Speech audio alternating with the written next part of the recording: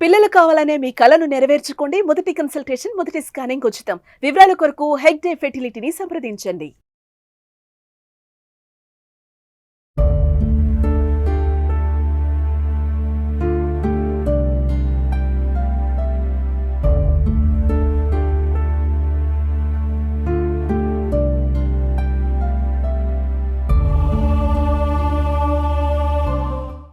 So Adloor ఎల్లారెడ్డికి సంబంధించిన పెద్ద చెరువుకి సంబంధించిన సమీపంలోనే ఉన్నాము.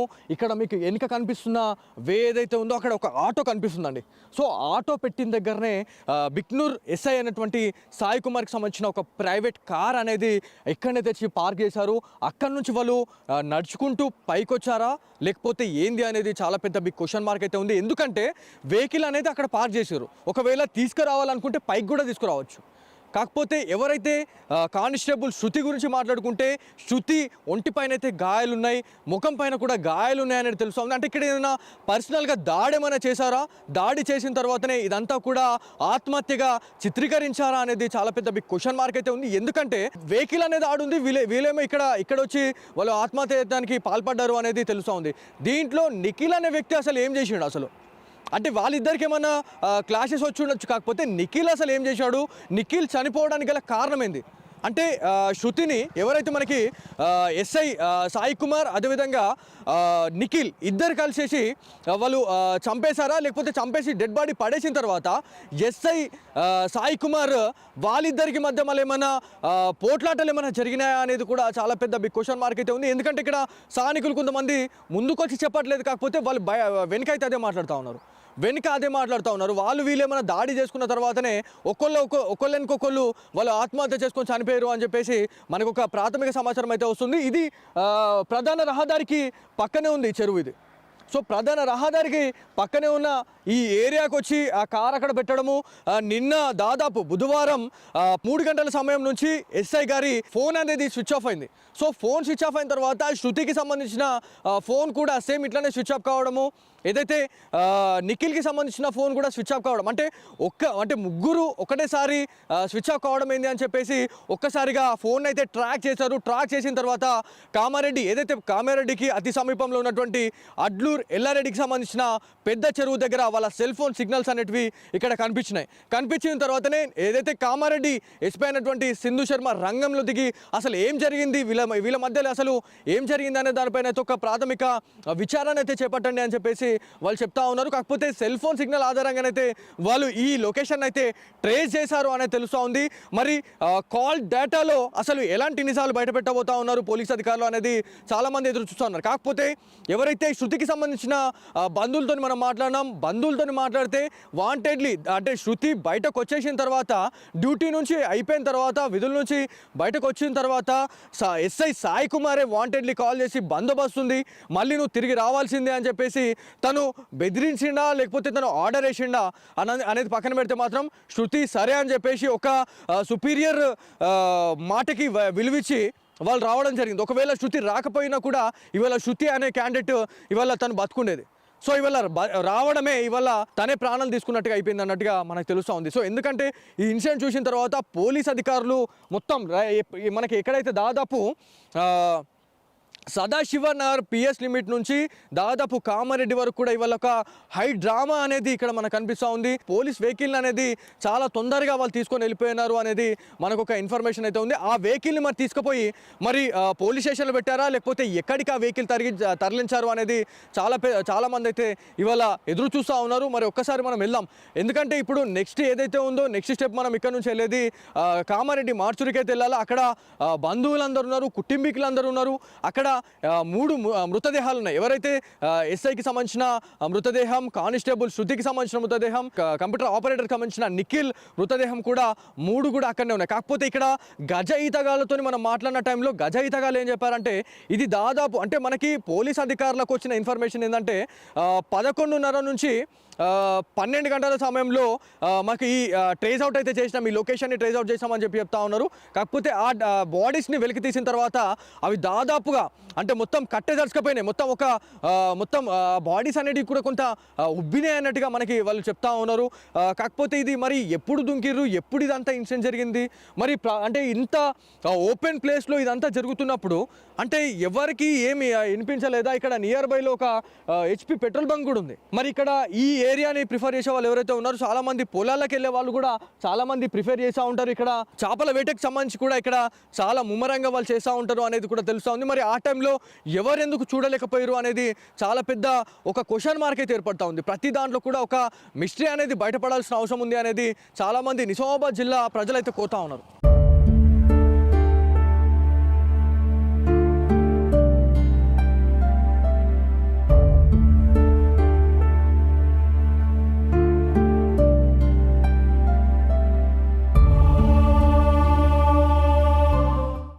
సో అడ్లూర్ ఎల్లారెడ్డికి సంబంధించిన పెద్ద చెరువుకి సంబంధించిన సమీపంలోనే ఉన్నాము. ఇక్కడ మీకు వెనుక కనిపిస్తున్న వే ఏదైతే ఉందో అక్కడ ఒక ఆటో కనిపిస్తుందండి.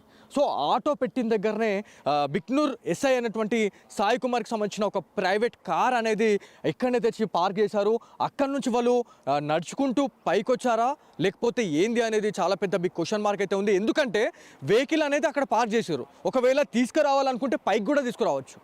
కాకపోతే ఎవరైతే కానిస్టేబుల్ శృతి గురించి మాట్లాడుకుంటే శృతి ఒంటిపైన అయితే గాయాలున్నాయి, ముఖం పైన కూడా గాయాలున్నాయనేది తెలుస్తుంది. అంటే ఇక్కడ ఏదైనా పర్సనల్గా దాడి ఏమైనా చేశారా, దాడి చేసిన తర్వాతనే ఇదంతా కూడా ఆత్మహత్యగా చిత్రీకరించారా అనేది చాలా పెద్ద బిగ్ క్వశ్చన్ మార్క్ అయితే ఉంది. ఎందుకంటే వెహికల్ అనేది ఆడుంది, వీళ్ళేమో ఇక్కడ వచ్చి వాళ్ళు ఆత్మహత్యకి పాల్పడ్డారు అనేది తెలుస్తుంది.